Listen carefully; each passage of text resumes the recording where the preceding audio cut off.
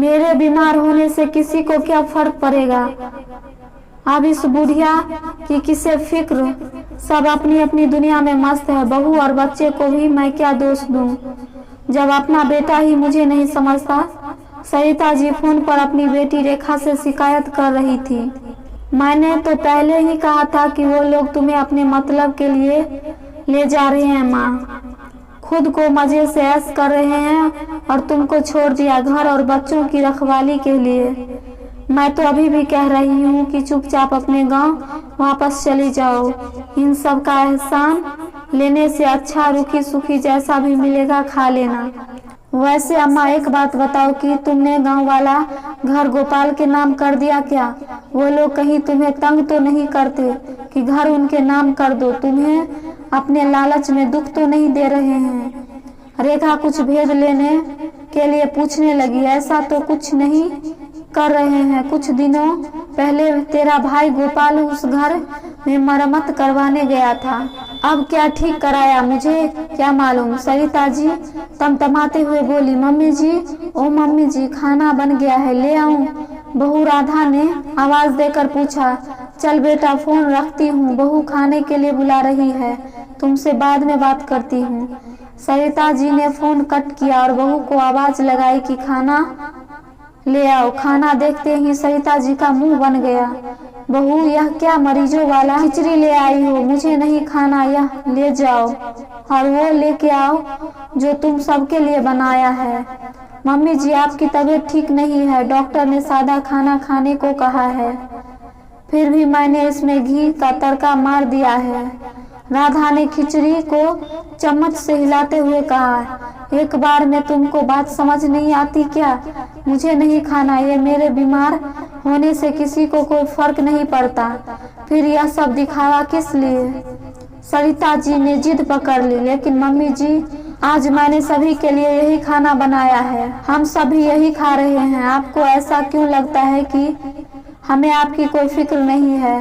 राधा उदास होकर बोली, मैं सब जानती हूँ। तुम लोगों की नजर मेरे गांव वाले घर पर है। कान खोलकर सुन लो, किसी भी कीमत पर वो घर नहीं बेचूंगी। सरिता जी मुंह बनाते हुए खिचड़ी खाने लगी।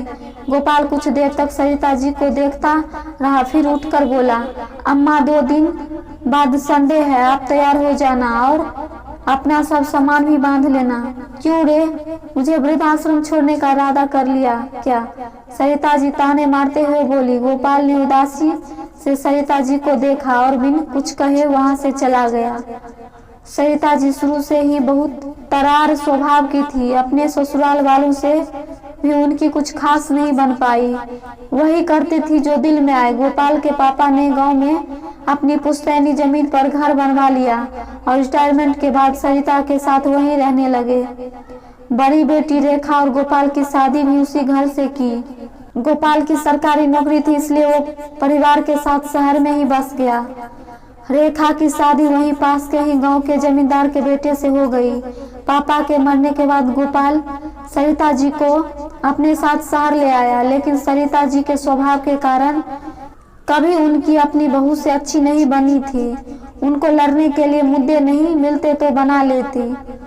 जैसे तुम्हारे शहर का दूध बेकार है, मलाई ही नहीं आती, दही बहुत खट्टा रहता है और सब्जी फल भी बासी है। पता नहीं कैसे तुम लोग इतने छोटे से घर में रहते हो। शुरू होते ही खत्म हो गया। यहाँ सब मतलबी लोग हैं। बच्चे अगर पास आकर बैठे तो उनसे ही राधा की बुराई करने लगती।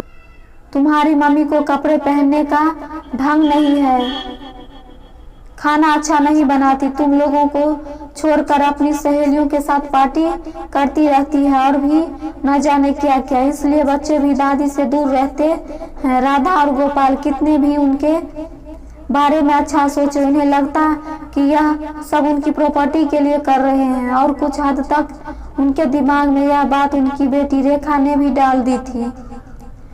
2 दिन बाद गोपाल सरिता जी, राधा और बच्चों के साथ निकल पड़ा। सरिता जी थोड़ी डरी और चुप थी, क्योंकि उन्हें ऐसा लग रहा था कि गोपाल उन्हें पक्के तौर पर वृद्धाश्रम ही ले जा रहा है। क्योंकि आज चलने से पहले उन्होंने बहुत कोशिश की कि गोपाल जाने का प्रोग्राम कैंसिल कर दे, लेकिन वो कामयाब नहीं हुए और मजबूरन में कार के अंदर बैठ गई। कार में सोचते सोचते वह सो गई।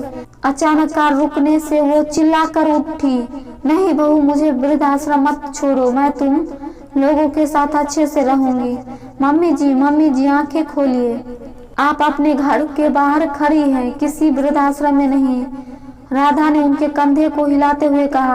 आंखें खोली तो सचमुच सामने उनका ही घर था और घर के बाहर एक नीम प्लेट लगी थी। सरिता निवास उसे देखते ही सरिता जी प्यार से उसे सहलाने लगी। तब तक गोपाल के घर का ताला खोल सबको अंदर चलने को कहा। अंदर जाने पर सरिता जी ने देखा कि उनके पुराने घर की कायाकल्प भी बदल गई। उनका घर को लेकर हर वो सपना जो अधूरा रह गया था सब पूरा हो गया। सभी कमरों में पीओपी और साथ में एलईडी लाइट। किचन भी उनका अब मॉडर्न किचन बन गया था। यहाँ तक कि बाथरूम में भी टॉयलेट और बेसिन लग चुका था। घर का एक एक कोना उनकी पसंद से दमक रहा था। अम्मा, यह लो अपने घर की चाबी, मैंने घर को रिनोवेशन करा दिया, पापा की आखिरी इच्छा पूरी कर दी, अब आप यहाँ आराम से रहिए। गोपाल ने चाबी पकड़ाते हुए कहा और फिर किसी को आवाज देकर बुलाया।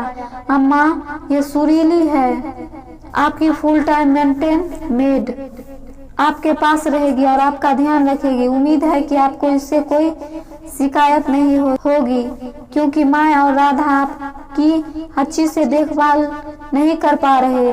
आपको लगता है कि हम आप लोगों की नजर आपके घर पर है, इसलिए आप यहाँ रह कर अपने घर की देखभाल कीजिए। हम लोग दूर रहकर भी आपकी देखभाल कर लेंगे। मैंने देखा है और महसूस भी किया है कि आपके व्यवहार से घर में हमेशा नकारात्मकता बनी रहती थी, इसलिए पापा हमेशा तनाव में रहते थे। वही सब कुछ मुझे अपने घर में नहीं चाहिए, इसलिए हम लोग साथ नहीं रहे। यही हम सब के लिए ठीक रहेगा। मैं जानता हूँ सब मुझे और सबसे ज्यादा राधा को दोष देंगे कि अपनी सास को अपने साथ न रख सकी, लेकिन सारा दोष क्या हमारा है? हम आपके साथ सामंजस्य बैठाने की कोशिश कर रहे हैं, लेकिन आप हम लोगों की परिस्थितियों में ढलना ही नहीं चाहती। आप थोड़ा सा भी एडजस्टमेंट करने को तैयार नहीं है। अगर आप थोड़ा बदल जाए तो शायद कुछ हालत सुधर जाएगा।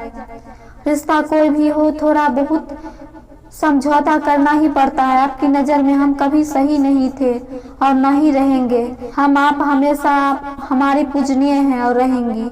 माँ को दुख देकर हम भी सुखी नहीं रह सकते, लेकिन आज आपने मुझे मजबूर कर दिया कि हमने अपने रास्ते अलग कर ले। गोपाल ने माँ के पैर छुए और सुरीली को अब समझाकर राधा के पास भारी मन से निकल गया।